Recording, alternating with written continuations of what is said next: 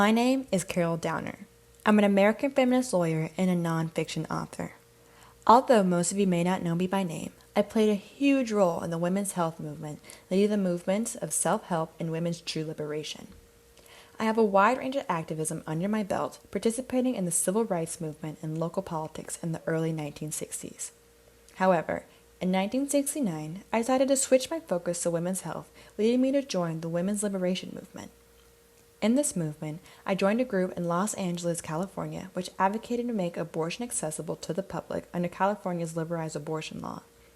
It was extremely important to me to find a way to extend easily accessible contraceptives and self-help options to all women. And on April 7, 1971, I did just that. After attending an illegal abortion clinic and obtaining a vaginal speculum, I figured out how to administer a self-vaginal exam. For those of you wondering, a vaginal speculum is a medical device that is used to open the vaginal walls to inspect the uterus and the cervix. This was a huge monumental moment for me.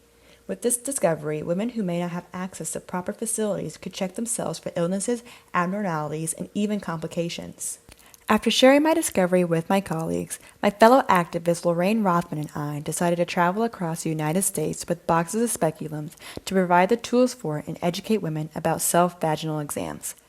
In addition to self-vaginal exams, Rothman and I decided to educate women on menstrual extractions as well. A menstrual extraction is a non-medical professional procedure in which a vacuum is created that suctions out the contents of the uterus through the cervix.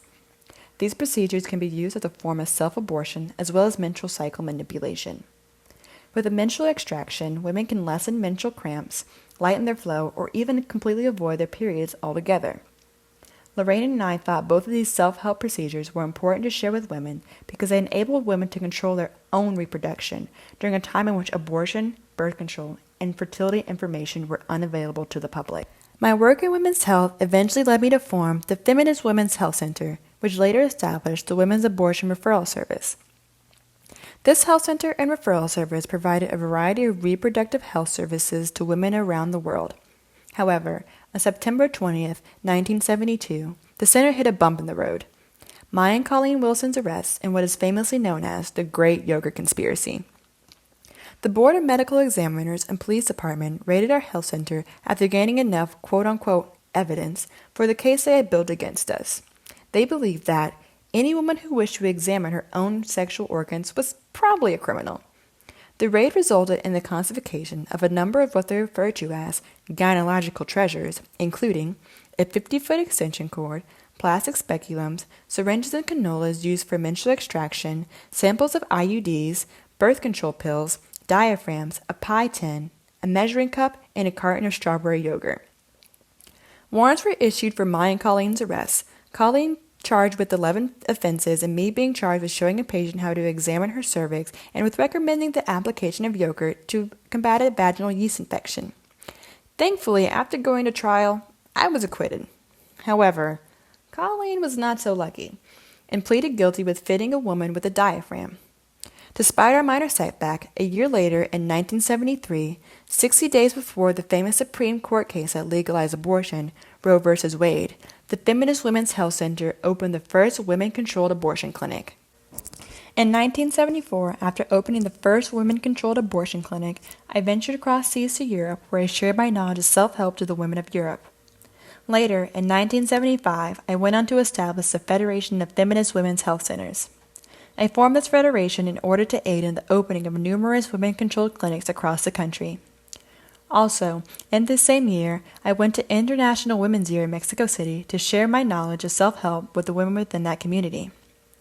In 1979, I went to Iran as part of the U.S. delegation sent back the Shah to stand up against U.S. imperialism and patriarchy.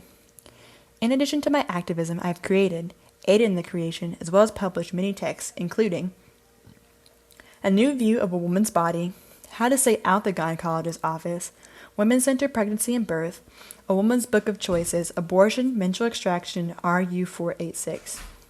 I've also received a number of recognitions throughout my feminist career, including a feature in the Outstanding Women edition of Life magazine as well as MS magazine, the highest award in the National Abortion Federation, a federation in which I founded, the Christopher Tietz Humanitarian Award, the Wiley W. Manuel Award, and was even honored by the Women's Caucus of American Public Health Association. As you can see, I have always been extremely passionate about making reproductive health care accessible to all women. That's why I decided to show my cervix to women around the world.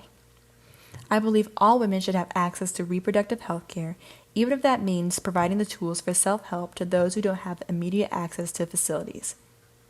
This is the exact reason why I think homeless shelters should be equipped with not only period products, but also the tools needed for self-help. I also firmly believe that clinics, women's health, as well as primary health care should be set up specifically for the homeless. These clinics should be easily accessible to the homeless and should provide an array of services including self-help tutorials, emergency contraceptives, STD and cancer screenings, birth control, abortions, vaccinations, and informational material.